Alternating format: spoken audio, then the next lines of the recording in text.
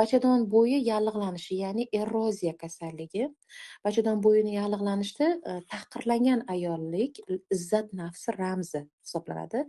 Siz o'zingizda ayol sifatida noqis ekanligingizga ishonasiz, kamchiliklaringiz borligiga ishonasiz. Siz o'zingizni ayol sifatida namoyon qila olmaysiz yoki qanday namoyon qilishni bilmaysiz. Zamonaviy meditsina davolash o'rniga yallig'lanishni kuydirishni taklif qilyapti.